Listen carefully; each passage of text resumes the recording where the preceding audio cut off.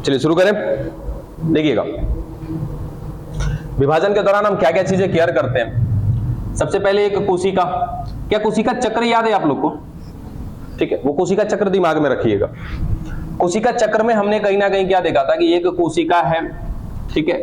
अब ये कोशिका क्या कर रही है? विभाजन कर रही है, ठीक है। अब कोई भी विभाजन हो सकता है। हम लोग क्या देख रहे हैं? विदलन। और विदलन किसके जैसा होता है? समसूत्री के जैसा होता है। यानी कि यहां पर अगर गुणसूत्रों की संख्या 46 होगी तो अगली भी क्या होगी? 46। इसको साइड करके हम लोग बात करते हैं। तो यहां से एक कोशिका विभाजन हुआ तो दो कोशिकाओं का निर्माण हुआ। क्या मैं इन दोनों कोशिकाओं का नाम पुत्री कोशिका रख सकता हूं क्या? और इस कोशिका का नाम मातृ कोशिका, ठीक है। यानी कि एक मातृ कोशिका ने दो पुत्री कोशिका को जन्म दिया, ठीक है। अब ये जन्म लेने के साथ क्या विभाजन करेंगी? बोलिए, तो क्या करेंगी? पहले वृद्धि करेंगी। यानी कि अब ये दोनों की दोनों क्या करने वाली हैं? वृद्धि करने वाली है, ठीक है। वृद्धि करेंगी, आकार में बड़ी हो जाएंगी। अब ये विभाजन कर सकती हैं, चलो फिर ये विभाजन करेंगे। फिर अब ये कोशिका विभाजन करेंगे कि पहले वृद्धि करेंगे? वृद्धि करेंगे। यानी कि हमको इतना तो समझ में आ गया कि जब भी विभाजन की बात करते हैं हम लोग, तो विभाजन में सर्वप्रथम क्या होता है? तो विभाजन होता है। दूसरा क्या होता है? वृद्धि होता है, ठीक है। एक सामान्य तौर का जो भी विभाजन होता है उसमें विभाजन वृद्धि, विभाजन वृद्धि, विभाजन वृद्धि, ये चलता रहता है। जबकि हम पढ़ने क्या वाले? विदलन, क्लीवेज। इसमें एक चीज अनुपस्थित होता है और वो है वृद्धि। नहीं समझ में आ रहा था? ये लाइन पढ़ोगे तो समझ में आ जाएगा, ठीक है। पहला बिंदु समझ में आ गया कि एक सामान्य विभाजन में और विदलन में किस बात का अंतर होता है? तो इसमें वृद्धि नहीं होता है। यानी कि जो पुत्री कोशिकाएं जन्म लेंगी वो वृद्धि नहीं करेंगी, आकार उनका नहीं बढ़ेगा। बात पल्ले पड़ी। दूसरा चीज, इनमें एक और चीज आप देखते हो। पहला बात तो हमने विभाजन में क्या देखा? विभाजन हो गया, फिर क्या हुआ? वृद्धि हुआ। साथ ही साथ तीसरा बिंदु हमेशा हमने देखा है लेकिन आपने कभी केयर नहीं किया है कि जो पुत्री कोशिका होती है वो पुत्री कोशिका विभाजन करने के बाद अलग अलग हो जाती हैं। ये रही मातृ कोशिका, इसने विभाजन किया तो हम हमेशा ऐसे दिखाते हैं ना। क्यों? क्योंकि ये दोनों की दोनों पुत्री कोशिका एक दूसरे से अलग होती हैं, जबकि विदलन में कहानी अलग होती है। देखो विदलन में क्या होता है, ये एक मातृ कोशिका जिसके अंदर क्या होने जा रहा है? विदलन। इसने विभाजन किया, कितनी कोशिका बनेगी? दो। ये दोनों कोशिका आपस में चिपकी रहेंगी। बात समझे? ये दोनों कोशिका आपस में चिपकी रहेगी और साथ ही साथ इसका जितना आकार था ना, इन दोनों कोशिका को मिला करके इसका आकार उतना ही होगा। बात समझे? अगली बार में क्या करेगा? 2 से 4, 1 2 3 4। अभी भी इन चारों का आकार अगर एक साथ मिलाओगे तो इसी के आकार के जैसा होगा। अगली बार कितना होगा? 8, 1 2 3 4 5 6 7 8। अभी भी आकार उतना ही। बात समझे? तो 2-3 बातें केयर करनी है। अभी मत देखना कि सर तनिषा बड़ छोट लग रहा है, बड़ छोट पे ना जाओ। हम जो बता रहे हो सुनो कि विदलन में और एक सामान्य विभाजन में क्या क्या आपने अंतर देखा। सबसे पहला कि जो पुत्री कोशिका होगी उसमें वृद्धि नहीं होगा, पहला चीज। दूसरा कि चाहिए कितना भी विभाजन कर ले, एक कोशिका से ये 4 कोशिका बन जाए, 4 से 8 बन जाए, लेकिन अभी भी आकार इनका उसी के जैसा होगा। अगर इस बात को पल्ले ना पड़ रहा हो ना, कोई बात नहीं। एक रोटी लेना, एक रोटी के 10 टुकड़े कर देना और 10 टुकड़ों को वापस जोड़ना, क्या रोटी का साइज बड़ा हो जाएगा कि उतना ही रहेगा? बस वही चीज ये है। बात समझ में आया कि युग्मनज एक रोटी था, है ना। उस रोटी के आपने 10 टुकड़े कर देने, 12 टुकड़े कर देने, और जब सारे टुकड़े को जोड़ोगे ना तो उतना ही बड़ा दिखेगा आपका युग्मनज। बात समझ में आई? तो ये होता है विदलन। विदलन समझ में आई बात?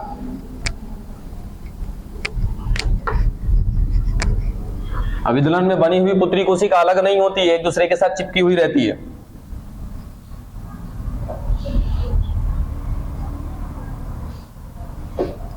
और अगर नहीं समझ में आ रहा तो ये देखो, इसको हालांकि हम पढ़ते हैं किसके अंतर्गत? भ्रूणीय विकास के दौरान, जिसको आप कहते हो क्या? भ्रूणोद्भव।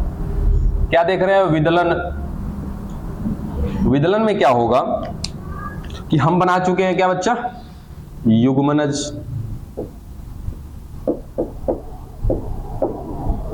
अब इस युग्मनज में होने जा रहा है क्या? विभाजन। कौन सा विभाजन? विदलन। ठीक है, विदलन में एक बात खाली याद रखना है आपको, क्या कि यहां पर वृद्धि नहीं होगा पुत्री कोशिका में। दूसरी बात की जो पुत्री कोशिकाएं बनेंगी वो एक दूसरे से अलग नहीं होंगी, वो एक दूसरे के साथ चिपकी रहेंगी। आकार फिर से वैसा ही बनाते हैं, थोड़ा सा बड़ा छोटा हो गया, कोई बात नहीं। चलो दिखा दिया कि ये हो गया क्या? विभाजन। एक से कितनी बन गई? 2। आकार वैसे का वैसा ही है, इसी के जैसा है। ठीक है, क्यों? क्योंकि इन दोनों कोशिका में वृद्धि नहीं होगा। फिर 2 से कितने हो जाएंगे? 4। 4 से कितने हो गए? 8। 8 से फिर कितने हो जाएंगे? 16। क्या आकार में वृद्धि हो रही है क्या? नहीं ना। इसी बात को खाली आपको समझना है कि जो पुत्री कोशिका बनेगी उसमें विभाजन के दौरान वृद्धि नहीं होगा। साथ ही साथ बनी हुई पुत्री कोशिका एक दूसरे के संपर्क में रहती है, अलग नहीं होती है। इसी प्रक्रिया को, इसी विभाजन को कहा जाता है विदलन, जो एज इट इज किसके जैसा होता है? समसूत्री के जैसा। अब ये समसूत्री क्यों बोला? क्योंकि गुणसूत्रता में किसी प्रकार का कोई परिवर्तन नहीं आता। डन। विदलन खुद से लिखना जा करके, एक आध दो बिंदु है विदलन में और कोई खास चीज नहीं है। जहां भी आप कुछ भी परिभाषा लिखते हो स्वयं से, कोई भी लैंग्वेज बनाते हो ना, संभवतः प्रयास करिए कि उसके नीचे उसका पिक्चर बनाइए। ठीक है, कोई भी टॉपिक आप लिखते हो उसके नीचे एक छोटा सा ही पिक्चर बनाओ। पिक्चर जानते हो क्या करता है? कि जिस दिन आप 2 महीने के बाद भी उस टॉपिक को उलट के देखोगे ना, आप ही का लिखा हुआ लाइन उसी समय कंफ्यूज करता है, आप ही को नहीं समझ में आएगा कि आपने लिखा क्या है, लेकिन वो पिक्चर देख करके क्लियर हो जाता है कि एक्चुअल में हमने लिखा क्या। अब आगे देखिए, अभी टॉपिक खत्म करते हैं हम लोग जुड़वा का, कि आखिर जुड़वा बच्चे कैसे होते हैं, जिसको हम लोग नाम देते हैं ट्विंस। ठीक है, कहानी कहां पर अटकी हुई थी हमारी? देखो तो जरा, ये गर्भाशय, इसके नीचे का छोड़ो, अभी गर्भाशय का ही मतलब है हमको। इधर फैलोपियन नलिका, अब फैलोपियन नलिका में निषेचन हो रखा हुआ है, आपको पता ही है। और निषेचन होके क्या बना रखा है हमने? युग्मनज। ये युग्मनज बना हुआ है। ठीक है, अब ये युग्मनज क्या करता जाएगा? तो धीरे धीरे यहां से जैसे ही निषेचन हो जाएगा, निषेचन के बाद ये क्या करना शुरू करेगा? विदलन, यानी कि विभाजन करना शुरू करेगा। अब विभाजन करता जाएगा, विदलन करता जाएगा, और धीरे धीरे धीरे धीरे किधर बढ़ता जाएगा? गर्भाशय की ओर। ठीक है, कितने दिन में को पहुंचेगा, कितने दिन में फाइनली निषेचन हो जाएगा, वो सब आएगा जब हम भ्रूणोद्भव पढ़ेंगे तब। फिलहाल अभी एक छोटा सा टॉपिक है जुड़वा, उसको खत्म कर लेते हैं। ये युग्मनज बना हुआ है, ये युग्मनज विभाजन भी करता जाएगा और आगे भी बढ़ता जाएगा। किधर? गर्भाशय की तरफ। गर्भाशय में क्या मिलता है? 3 भित्तियां, बाह्य भित्ति, मध्य भित्ति, इधर भी मध्य भित्ति, ऊपर भी मध्य भित्ति, उसके बाद फिर अंतः भित्ति। और अंतः भित्ति के बारे में सबको कहानी पता है कि ये बनी होती है किसकी? रक्त की बनी होती है। चलो, अब जो ट्विंस होते हैं, जो जुड़वे होते हैं, वो होते हैं 2 प्रकार के। सबसे पहला समरूप, दूसरा असमरूप। समरूप और असमरूप मतलब समझ में आता है क्या? जो एक जैसे होंगे, समान होंगे, उसको क्या कहेंगे? समरूप कहेंगे। जो एक जैसे नहीं होंगे उसको क्या कहेंगे? असमरूप कहेंगे। यानी कि एक ऐसा जुड़वा बच्चा होगा, ये दोनों की दोनों बात किसकी है? जुड़वे की है। एक ऐसा बच्चा होगा समरूप में, 2 बच्चे होंगे, लड़का होगा लड़की होगा, वो बात करेंगे बाद में। ठीक है, अब जब समरूप होगा तो 2 बच्चे होंगे, ट्विंस की बात कर रहे हैं। अब दोनों के दोनों बच्चे सकल सूरत, हाव भाव, रंग रूप, लक्षण, हर चीज में क्या होंगे? समान होंगे, एक जैसे होंगे। आपको ये मत लॉजिक लगाना कि सर एगो का तबियत खराब होगा तो दूसरा का भी होगा, ये सब अलग चीज है, ये सब एक्सेप्शन की बातें हैं। ठीक है, कहीं कहीं ये सब देखने को मिलता है, लेकिन साइंस इसको एक्सेप्ट नहीं करता। ठीक है, दूसरा असमरूप की बात करें तो क्या होगा? यहां भी जुड़वे बच्चे होंगे, लेकिन यहां पर जो दोनों के दोनों जुड़वा बच्चे होंगे वो आपस में सकल सूरत, रंग रूप, हाव भाव में एक जैसे नहीं होंगे। इसीलिए हम एक को कहते हैं समरूप, दूसरे को कहते हैं असमरूप। क्लियर है यहां तक? इसको एक नाम देते हैं,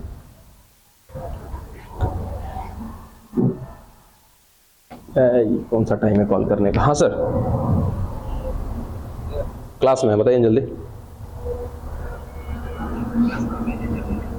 ठीक, देखिए इसको एक और नाम देते हैं बच्चा हम लोग, एकल युग्मनजी, ठीक है, और इसको नाम देते हैं द्वियुग्मनजी। अब इससे क्या मतलब समझ में आया?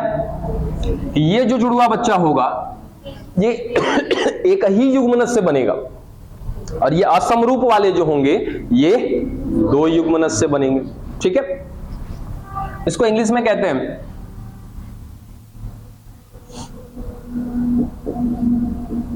आइडेंटिकल मोनोजाइगोटिक, इसको नाम दिया जाता है नॉन आइडेंटिकल डाइजाइगोटिक। देखो अभी हमने कहानी किसी के बारे में नहीं बताया, पहले हम शब्द को क्लियर कर रहे हैं, ठीक ना। क्या दोनों के दोनों शब्द क्लियर हो गए? इतना तो हमें पता चल गया कि एक समरूप होगा, दूसरा असमरूप। समरूप होगा तो हर चीज में समान होगा, और असमरूप होगा तो किसी चीज में समान नहीं होगा। उसके बाद हमने इतना जाना कि जो समरूप होगा वो एक ही युग्मनज से बनेगा। कैसे बनेगा वो बात करेंगे बाद में, ठीक है। जो असमरूप बच्चे होंगे, जो आपस में समान नहीं दिखेंगे, वो एक नहीं दो युग्मनज से बनेंगे, ठीक है।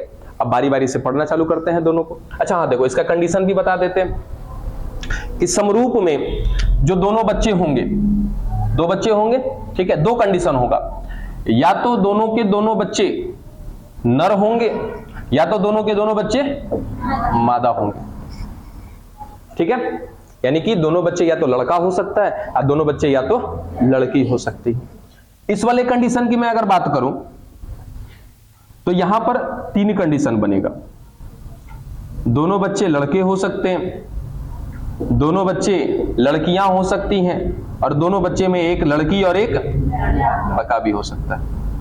कंडीशन पे पहले ध्यान दो, सारी बातें अगर वहां समझ गए हो तो फिर कहानी स्टार्ट करेंगे। पहले कंडीशंस, ठीक है। जब कंडीशन से क्लियर हो जाओ तब कहानी स्टार्ट करेंगे, चूंकि बहुत लल्लू सा टॉपिक है ये, है ना। बहुत इजी है, बहुत इजी है, कुछ हार्ड नहीं है इसमें। और यहां से 2-4-5 नंबर का सवाल बनता है अगर ये खाली टॉपिक क्लियर कर लिए ना, मजाल नहीं है कि कोई 2-4-5 नंबर आपका रोक ले। चाहे आपके बोर्ड एग्जाम में 2 नंबर का आए, 5 नंबर का आए, 100% आप क्लियर कर पाओगे इसको। श्योर है इसमें? बढ़ जाए आगे, चलो अब आगे देखो, इधर इधर। अभी तक हमने ना भ्रूणोद्भव की कहानी कुछ भी नहीं जानी है, बस हमने विदलन जाना है कि विदलन में क्या होता है। ये हमारे पास युग्मनज है, ये युग्मनज क्या करता है? विभाजन करता है। विभाजन करने के बाद दो बनाएगा कोशिका, जिसको नाम देंगे पुत्री कोशिका। इन दोनों का आकार अभी भी किसके जैसा होगा? मातृ कोशिका के जैसा, यानी कि इसे युग्मनज के जैसा होगा। अब जो ये दोनों के दोनों बने ना, इन दोनों को कुछ नाम देना चाहिए कि नहीं देना चाहिए? देना चाहिए ना, भूल गए थे नाम देना। इनको कहा जाता है बच्चा कोरक खंड, ठीक है। जब विदलन करता है एक युग्मनज तो उससे जो कोशिकाएं बनती है उनको कहा जाता है कोरक खंड, इंग्लिश में कहते हैं ब्लास्टोमियर। बातें नहीं करिए, ब्लास्टोमियर। अब बात लेकर के आगे बढ़ सकते हैं हम लोग। इसके बाद अब कहानी हम लोग देख सकते हैं जुड़वा की। जितने भी बनते जाएंगे ना, 2 से फिर 4 होंगे, 4 से 8 होंगे, सारे के सारे क्या कहलाएंगे? कोरक खंड ही कहलाएंगे, ठीक है। अब आगे ध्यान दीजिएगा, क्या हुआ? ये युग्मनज है। अब ये युग्मनज क्या करेगा? विभाजन। कौन सा विभाजन? विदलन। अब विदलन करेगा तो सबसे पहले क्या होगा? 1 से 2 बनेगी कोशिका, और दोनों के दोनों कोरक खंड आपस में ही क्या होंगे? जुड़े होंगे, अलग अलग नहीं होंगे। ऐसे ही करते करते करते करते ये विभाजन करता जाएगा, आगे बढ़ता जाएगा, विभाजन करता जाएगा, आगे बढ़ता जाएगा। अंततः ये जो कोरक खंड है, अभी तो हमने कितनी स्थिति देखी है? 2 कोशिका की देखी है ना। आगे आगे पढ़ेंगे ये युग्मनज 8 से 16 कोरक खंड बना लेगा, कोरक खंड बना लेगा। ऐसी 8 से 16 कोरक खंड को नाम दिया जाता है बच्चा मोरूला। तूतक। कहा जाना पढ़ने के लिए? तो तूतक में कुछ वर्ड है ही नहीं। तूतक कौन है? तो एक ऐसी संरचना है जो बनी है किससे? युग्मनज से। कब बनी है? विदलन के दौरान बनी है, जब ये युग्मनज विदलन करते करते 8 से 16 कोशिका की अवस्था में आ जाएगा। एनसीईआरटी की लाइन में साफ साफ लिखा है कि 8 से 16 कोशिकीय अवस्था को क्या नाम दिया जाता है? तूतक नाम दिया जाता है। और तूतक जानते हो क्या नाम दिया जाता है? तोत देखे हो, खाए हो तोत, ठीक है। तो तोत में देखोगे तो कुछ ऐसा दाना दाना सा बना रहता है क्या? और सारे दाने एक दूसरे से चिपके हुए रहते हैं। कुछ ऐसा ही दिखाई देता है। कौन? ये कोरक खंड, ये युग्मनज जिसने विभाजन किया है और क्या बनाया है? 8 से 16 कोशिकीय अवस्था बनाई है। तो ठीक एकदम तोत के जैसा दिखाई देता है, इसीलिए इसको नाम देते हैं क्या? मोरूला या तूतक। डन? आएगा मोरूला तूतक, इससे भी कोई मतलब नहीं है। मतलब हमें किससे है? कोरक खंड से है। कि कोरक खंड अगर 8 से 16 हो जाएगा तो नाम दे देंगे तूतक या मोरूला, ठीक है। हालांकि अभी कितने पर है हम लोग? 2 कोरक खंड पर है। ये दोनों कोरक खंड और विभाजन करेगा, 2 से कितना बनाएगा? 4, 4 से फिर बनाएगा 8, 8 से बनाएगा 16, और जब 8 से 16 तक कर देगा तो उस समय तक पहुंच जाता है कहां पे? ये गर्भाशय में। यानी कि तूतक बनते बनते ये कहां पहुंच जाएगा? गर्भाशय में। अभी ये तूतक बना नहीं है, केवल और केवल कितना कोरक खंड है इसके पास? 2। ये दोनों कोरक खंड गलती से भी अलग होगा क्या? नहीं अलग होगा, गलती से भी अलग नहीं होगा, ठीक है। क्योंकि क्या है? ये विदलन है, समसूत्री विभाजन या अर्धसूत्री विभाजन नहीं है। विदलन में कभी भी अलग नहीं होती है कोशिकाएं। लेकिन बाय द वे अलग हो गया। बात समझे?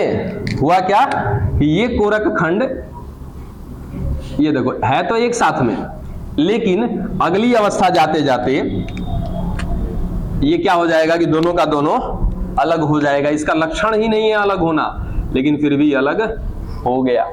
अब अलग हो गया तो क्या होगा कि दोनों का दोनों कोरक खंड अब किसके जैसा काम करेगा पता है? युग्मनज के जैसा काम करेगा। इहो क्या करेगा? 8 से 16 कोशिका अवस्था बनाएगा। ये भी क्या करेगा? 8 से 16 कोशिका अवस्था बनाएगा। कौगो बन जाएगा तूतक? 2 गो। एगो नहीं, कितना बना? 2। आई दोनों तूतक आकर के गर्भाशय में चिपक जाएगा तो कौगो बच्चा बनेगा? 2 गो। बात समझे? अब यहां से जो बच्चा बनेगा ना, इसको कहेंगे समरूप। जानते हो काहे? देखो काहे, क्योंकि युग्मनज क्या था? एक ही था, ठीक है। अब युग्मनज के अंदर गुणसूत्रों की संख्या कितनी है? 46। 46 में से 44 को हम लोग कहते हैं अलिंगी गुणसूत्र। क्या? 46 में से 44 को कहते हैं अलिंगी गुणसूत्र। सही तो है? हाँ, 44 को कहते हैं अलिंगी गुणसूत्र और 2 हमारे पास है लिंगी गुणसूत्र। अपने ही दुनिया में रहते हो, दुनिया से बाहर निकलो, है ना। चलो 44 जो है हमारे पास अलिंगी गुणसूत्र है। इसका मतलब कि ये 44 हमारे लिंग का निर्धारण नहीं करते हैं। 2 हमारे पास ऐसे गुणसूत्र है जो हमारे लिंग का निर्धारण करते हैं। जैसे मेरे अंदर 46 है तो 46 में से 44 जो होगा बाकी लक्षण लेकर के आएगा। लेकिन 2 गुणसूत्र ऐसा होगा जो मेरे ऊपर डिसीजन लेगा कि मैं एक लड़के के रूप में जन्म लूंगा या एक लड़की के रूप में जन्म लूंगा, ठीक है। और हमें वो पता भी है वो कहानी कि एक ऐसा युग्मनज जिसके अंदर 44 के 44 गुणसूत्र है, बाकी 45वां गुणसूत्र है एक्स, 46वां भी है एक्स, तभी का होगा? एक लड़की होगी। 45वां एक्स है और 46वां जो है वाई है, क्या हो जाएगा? लड़का हो जाएगा। तो हाई 2 गुणसूत्र को क्या कहते हैं पता है ना? लिंगी गुणसूत्र। हाई 44 को अलिंगी गुणसूत्र। मत भूलिएगा ये सब चीज। अब सोचो कि यहां जो ये युग्मनज है इसमें 44 को तो गुणसूत्र होगा ही होगा। 2 को कैसा गुणसूत्र होगा? तो कंडीशन 2 हो सकता है, या तो इस युग्मनज के अंदर एक्स एक्स वाला स्थिति हो सकता है या तो एक्स वाई वाला। तो एक्स एक्स अगर होगा तो इसमें भी क्या होगा? एक्स एक्स होगा और इसमें भी क्या होगा? एक्स एक्स होगा। यानी कि एक्स एक्स होगा तो क्या होगा? ये दोनों का दोनों एक लड़की के रूप में जन्म लेगी क्या? ठीक है। तो वही बोला ना कि जब समरूप होगा तो या तो लड़की लड़की हो सकती है दोनों बच्चे, और अगर इस युग्मनज के अंदर एक्स एक्स नहीं है, क्या है? 44 प्लस एक्स वाई है, यानी कि ये युग्मनज आगे जाकर के एक लड़के को जन्म देगा, ठीक है। जा रहा था सही सलामत, सब कुछ ठीक था, विभाजन कर रहा था, लेकिन इसका कोरक खंड का हो गया? अलग हो गया। तो अलग हो गया तो एक्स वाई इसमें भी है और एक्स वाई इसमें भी है, तो ये दोनों का दोनों जाकर के 2 बच्चे को जन्म देगा ना, और दोनों का दोनों बच्चा क्या हो जाएगा? लड़का हो जाएगा। जब देखो यहाँ पे समान क्यों है? क्योंकि एक ही युग्मनज से टूट करके बना है। तो जो लक्षण इस युग्मनज में होगा वो सेम का सेम लक्षण दोनों के दोनों कोरक खंड में होगा। इसीलिए इस तरीके से बने हुए बच्चे क्या होते हैं, आपस में बिल्कुल समान होते, कोई भी परिवर्तन नहीं होगा। ठीक है, इसीलिए इसको कहा जाता है आइडेंटिकल मोनोजाइगोटिक, या तो हम नाम देते हैं क्या, समरूप, और उसके साथ साथ एकल युग्मनजी। खत्म हो गया आपका पहला कंडीशन जुड़वा का। ठीक है, दूसरा कंडीशन बताएं। चलिए,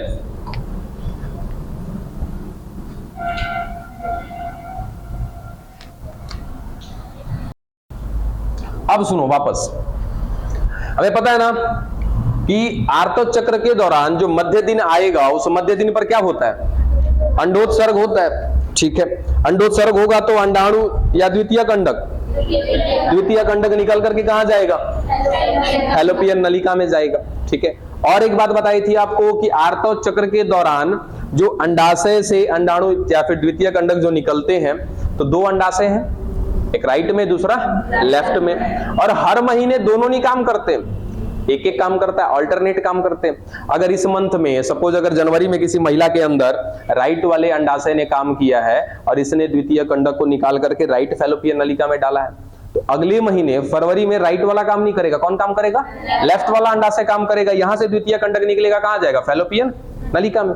यानी कि एक महीने में कोई एक ही फैलोपियन नलिका में क्या मिलता है देखने को, द्वितीय कंडक मिलता है। और जहां पर होगा वो फर्टिलाइजन एंटी फर्टिलाइजन की वजह से कहीं ना कहीं शुक्राणु उधर अट्रैक्ट होकर के चला जाएगा। लेकिन कबो कभार संभावना ऐसी हो जाती है कि एक द्वितीयक अंडक राइट वाले में, एक द्वितीयक अंडक लेफ्ट वाले में, यानी कि दोनों का दोनों अंडाशय काम कर गया, जबकि सिस्टमेटिक तरीके से एक एक काम करते हैं। एक काम किया तो अगले महीने दूसरा काम करेगा, फिर उसके अगले महीने अगला काम करेगा। लेकिन इसी महीने में या किसी महीने की बात करें, दोनों का दोनों अंडाशय काम कर गया, दोनों के दोनों अंडाशय ने क्या कर दिया, अंडोत्सर्ग कर दिया, और दोनों के दोनों फैलोपियन नलिका में क्या देखने को मिल रहा है, द्वितीयक अंडक। शुक्राणु आएगा, चारों तरफ घूमता है शुक्राणु, इधर से भी कहीं ना कहीं फर्टिलाइजर एंटी फर्टिलाइजर की बात आएगी, ये इधर मुड़ गया, ये इधर मुड़ गया, दोनों तरफ निषेचन हो गया, दोनों तरफ क्या बन गया, युग्मनज बन गया। लो भाई, अभी क्या करना शुरू करेगा, विदलन, दोनों साइड से विदलन शुरू हो गया, ये इधर से विदलन करता जा रहा है, कोशिकाओं की संख्या बढ़ाता जा रहा है। ठीक है, इधर भी सेम कहानी चल रही है, और दोनों साइड आकर के क्या हो जाएंगे, अटैच हो जाएंगे। ये भी तुतक कहलाएगा और ये भी तुतक कहलाएगा। तुतक कब कहेंगे कि जब 8 से 16 कोशिकीय अवस्था आ जाएगी तब। अब दूगो आकर के तुतक प्लांट हुआ है। अब दोनों के दोनों अलग अलग युग्मनज से है ना, इसीलिए हम इसको क्या कहते हैं, द्वियुग्मनजी कहते हैं। साथ ही साथ दोनों अलग अलग है, तो अलग अलग है तो लक्षण भी क्या होंगे, दोनों में अलग अलग होंगे। अब उसके साथ साथ देखो कंडीशन मैंने क्या बताई थी, या तो लड़का लड़का हो सकता है, लड़की लड़की हो सकती है, या तो फिर एक बच्चा लड़का दूसरा लड़की हो सकती है। अब ये कैसे हो सकता है, तो मान लिया जाए कि दो शुक्राणु गया था इधर, एक इधर भी गया और एक इधर भी गया, एक इधर आया है और एक इधर आया। इस अंडाणु में हमेशा हमें पता होता है कि क्या होता है, x। इस अंडाणु में भी क्या मिलेगा, x। जो अंतर होता है किसमें, शुक्राणु में। शुक्राणु में अगर मान लिया जाए कि यहाँ पे x है तो दोनों मिलेगा तो क्या बनेगा, x x, यानी कि यहां से जो बच्ची बनने वाली है वो क्या है, अरे एक लड़की है। ठीक है, यहां भी दिखा देते हैं कि चलो x है, तो यहां से भी जो युग्मनज बनेगा वो भी क्या बनेगा, एक लड़की बनेगा। पहला कंडीशन खत्म। ठीक है, दूसरा हो सकता है कि ये y लेकर के आया हो तो क्या हो जाएगा, xy, तो क्या बन जाएगा, एक लड़का। इधर भी मान लिया जाए कि y लेकर के आया होगा तो क्या बना देगा, एक लड़के को। एक तीसरा कंडीशन क्या बनेगा कि इधर गया है y वाला, इधर गया है x वाला, इधर से बनेगा लड़का, इधर से बनेगी लड़की। यानी कि इस कंडीशन में दोनों बच्चे लड़के हो सकते हैं, नर हो सकते हैं, दोनों बच्चे मादा हो सकती हैं, या दोनों के दोनों एक नर और एक मादा, या दोनों के बच्चे कभी भी आपस में समान नहीं होंगे। खत्म हो गया जुड़वा।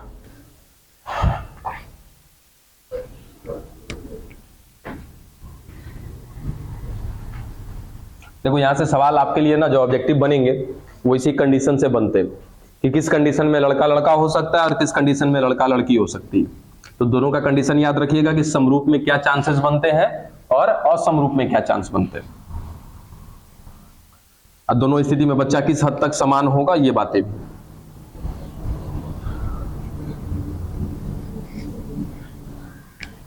चलिए अब देखते हैं हम लोग भ्रूणीय विकास।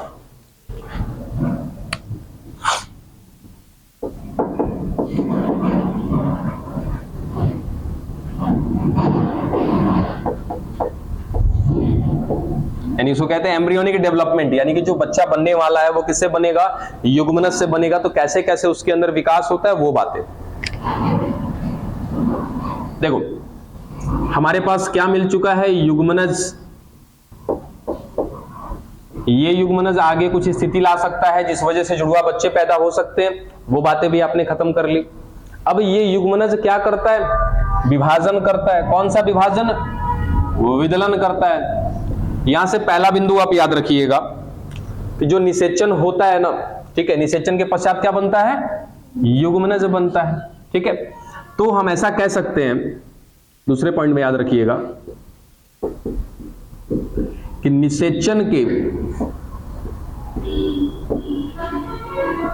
1 घंटे बाद विदलन शुरू हो जाता है। बात समझ में आई कि निषेचन हो गया, इसका मतलब क्या बन गया, युग्मनज। तो युग्मनज बनने के 1 घंटे के बाद शुरू होगा क्या, विदलन। बात समझ में आई। अगला बिंदु,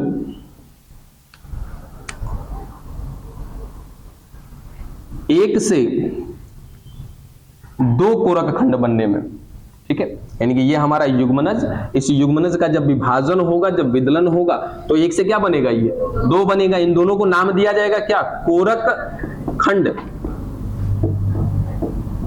तो यहां से भी सवाल बनते हैं कि 1 से 2 कोरक खंड बनने में, या तो फिर एक युग्मनज का विभाजन जो कंप्लीट होता है, एक जिससे क्या बनते हैं 2 कोरक खंड, इसको करने में समय कितना लगता है, तो याद रखिएगा लगभग 24 घंटे।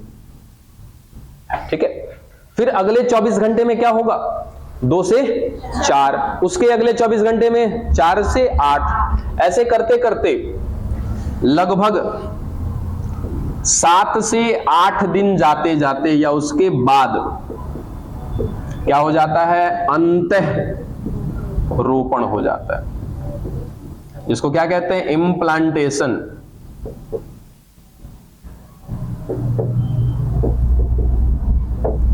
बात पल्ले पड़ी, क्या क्या बातें हुई कि युग्मनज जब बन जाएगा, निषेचन जब हो जाएगा, उसके अगले घंटे से स्टार्ट हो जाएगा क्या, विदलन। उसके बाद जो विदलन शुरू होगा, तो विदलन में 1 से 2 कोशिका बनेगी, 2 से 4 बनेगी। तो 1 से जो 2 कोशिका बन रही है उसको नाम दिया क्या हमने, कोरक खंड। 2 से 4 बनेगी उसको भी क्या कहेंगे, कोरक खंड। 4 से 8 होगी उसको भी कोरक खंड। लेकिन जैसे ही 8 से 16 बन जाएगा ना, अब उसको कोरक खंड ना कह के क्या कहते हैं, तूतक या मोरुला कहते हैं। और हर बार कोरक खंड बनाने में जो लगा हुआ समय है वो कितना होता है, 24 घंटे का।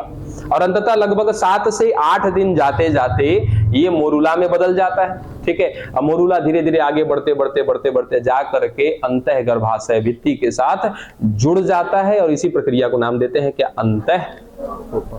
बात समझ में आ गई, डन। मिटाएं इसको भी, लिखना किसी को नहीं है ना।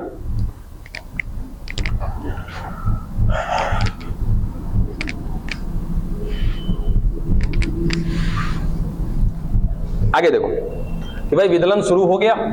अब विदलन के पश्चात इसने क्या किया,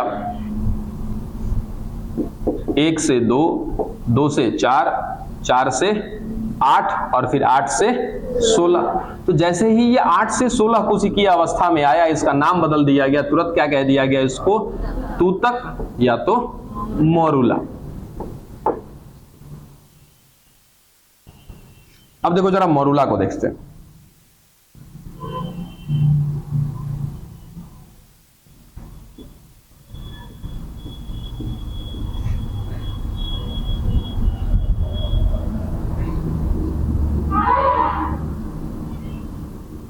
अब कोशिका काउंट मत करिएगा, मान लिया जाए कि इसमें कितनी है, 8 से 16 कोशिका।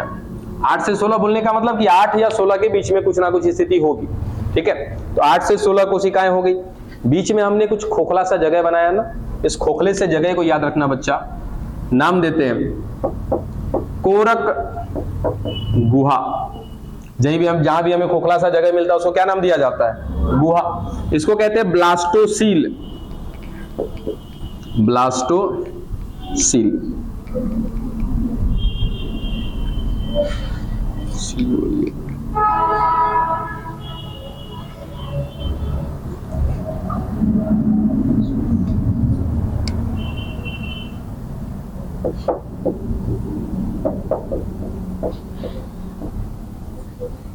चलो ब्लास्टोसिल भी समझ में आ गया कि जो तूतक बना है, इस तूतक के बीच में कुछ खाली जगह होगा, उस खाली जगह को नाम देते हैं क्या? कोरक गुहा नाम देते हैं। अब ये है कौन? तूतक। ठीक है, ये तूतक कहां पहुंच गया है? अंतः गर्भाशय भित्ति में पहुंच गया है। कुल मिला जुला के हम क्या कह सकते हैं सीधा सीधा कि क्या हो चुका है? अंतः रोपण हो चुका है। ठीक है, और अंतः रोपण किसके साथ हुआ है? अंतः गर्भाशय भित्ति के साथ हुआ है। देखिए ये मध्य भित्ति, फिर ये अंतः भित्ति। ठीक है, और यहां पर आकर के ये तूतक जुड़ चुका है, और इस तूतक में मिल रहा है कुछ खोखला सा जगह जिसको आपने नाम दिया है क्या? कोरक गुहा। अब इस अंतः गर्भाशय भित्ति से कुछ पोषणीय पदार्थ भेजा जाता है, पोषणीय तरल पदार्थ। कब? अंतःरोपण होने के बाद। तो अंतःरोपण होने के बाद अंतः गर्भाशय भित्ति के द्वारा कुछ पोषणीय तरल पदार्थ भेजा जाएगा। किसको? इस तूतक। ठीक है, और वो पोषणीय पदार्थ तरल के रूप में होगा कौन? ग्लाइकोजन। याद है क्या किसी को ग्लाइकोजन? ग्लाइकोजन क्या है? एक प्रकार का ग्लूकोज है। ठीक है, अब ये ग्लाइकोजन भेजा जा रहा है, किसको भेजा जा रहा है बच्चा? ये तूतक को भेजा जा रहा है। काहे? क्योंकि यही वो तूतक है जो आगे जाकर के किसका निर्माण करेगा? भ्रूण का निर्माण करने वाला है, जिसको हम पढ़ रहे हैं किसमें? भ्रूणीय विकास के दौरान पढ़ रहे हैं। तो इसको चाहिए क्या? भोजन, पोषण चाहिए ना। तो वो पोषण कौन देता है? अंतः गर्भाशय भित्ति देती है। या फिर हम सीधा सीधा अंतः गर्भाशय भित्ति ना कह के ऐसा कह दें कि गर्भाशय के द्वारा जो है क्या भेजा गया है? एक पोषणीय तरल पदार्थ भेजा गया। वो पोषणीय तरल पदार्थ कौन है? ग्लाइकोजन। और ये ग्लाइकोजन जा करके इस कोरक गुहा में भरना शुरू हो जाएगा। बात पल्ले पड़ी? ठीक है, तो इस कोरक गुहा में क्या जाकर के भर गया? ग्लाइकोजन। ग्लाइकोजन क्या है? पोषणीय पदार्थ है। इसी पोषणीय पदार्थ का इस्तेमाल करके बाकी कोशिकाएं, जिसको अभी आपने तूतक का नाम दिया है, आगे और क्या करेगी? विभाजन करेगी और अपना काम करेगी। ठीक है, तो अब एक ऐसी संरचना है हमारे पास जिसको नाम दिया था क्या आपने? तूतक। लेकिन अब इसका नाम बदलना पड़ेगा, कारण कि इसके अंदर का आके भर चुका है। ठीक है, अब इस संरचना को, एक ऐसी संरचना जो है कौन? तूतक, लेकिन इसके अंदर क्या भरा पड़ा है? ग्लाइकोजन। इसको नाम दिया जाता है बच्चा कोरक पुट्टी। ठीक है, ब्लास्टोसिस्ट है ना? ब्लास्टोसिस्ट होगा, ब्लास्टोसिस्ट। डन, यहां तक की बात। एक एक करके एक एक स्टेप आगे लेके चल रहे हैं। अब इसमें भी गड़बड़ाओगे तो फिर आपकी गलती है। अंतःरोपण करा दिया आपने, अब आगे क्या होगा देखिए।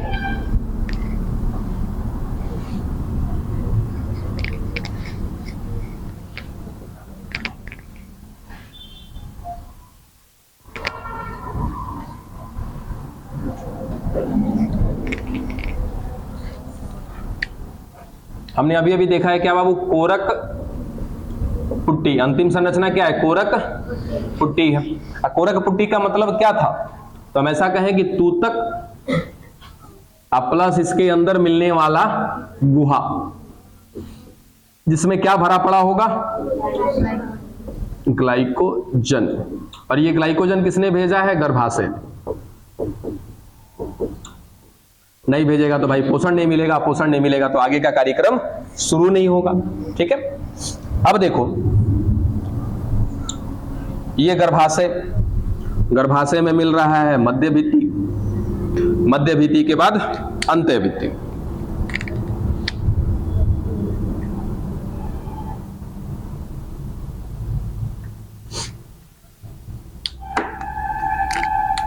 और ले आ देते हैं यहां पे किसको? कोरक पुट्टी को।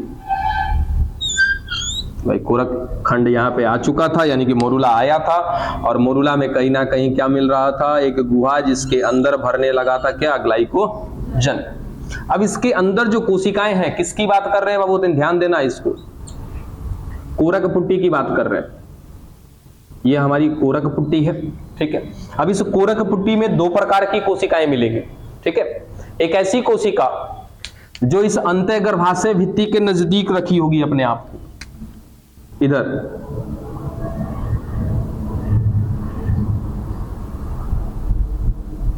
ठीक है। ये कोशिका का भंडार, इसको नाम दिया जाता है, इधर साइड में बनाते हैं हम,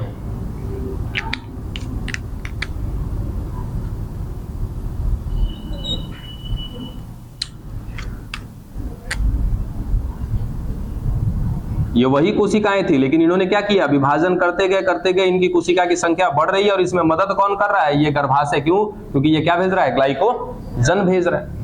तो एक ऐसी कोशिका है जो देखो क्या कर रही है कि ये अंतःगर्भाशय भित्ति के नजदीक है। तो इन कोशिकाओं को नाम दिया जाता है बच्चा अंतर कोशिकीय समूह, कोशिका समूह या समूह जो भी समझो, इनर सेल मास, ठीक है। और इसी तूतक की कुछ ऐसी कोशिकाएं बनी हैं जो चल गई हैं परिधि पर, परिधि पर मतलब इधर,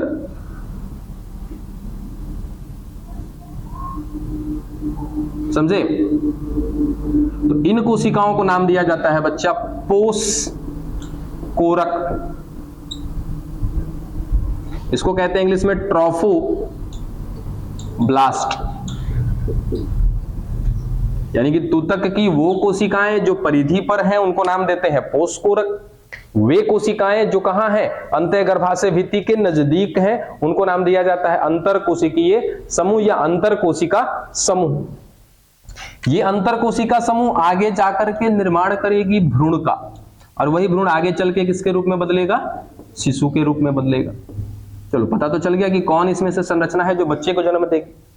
अब सवाल आता है कि ये पोष कोरक क्या करेगा। तो याद रखना, ये पोष कोरक वही संरचना है जो आगे जाकर के बनाएगी क्या, अपरा, या इसी का नाम होता है आंवल, अपरा आंवल, या तो इंग्लिश में बोलते हैं क्या, प्लेसेंटा। बोलो यहां तक की बात समझ में आई। और ये कौन, खाली जगह, इसका क्या नाम था, कोरक गुहा, इसके अंदर लगातार भरता जाएगा क्या, ग्लाइकोजन भरता जाएगा, ये बाकी अपनी कोशिकाएं कार्य करती जाएंगी, ठीक है। शुरुआत कहां से किया था हमने, युग्मनज से, युग्मनज से आए कहां पर, कोरक खंड पर। कोरक खंड जब खत्म हुआ तो वहां से कहां पहुंचे फिर हम लोग, तूतक पे। तूतक में पता चला कि मिल रहा है गुहा, जिसको क्या कहते हैं, कोरक गुहा। उस कोरक गुहा में जाकर भर जाता है क्या, ग्लाइकोजन। यानी कि अब हमारे पास एक ऐसी संरचना है जिसको तूतक तो कह ही रहे थे हम, उसके अंदर जब ग्लाइकोजन भर जाएगा तो अब उस संरचना को क्या कहेंगे, कोरक पुट्टी।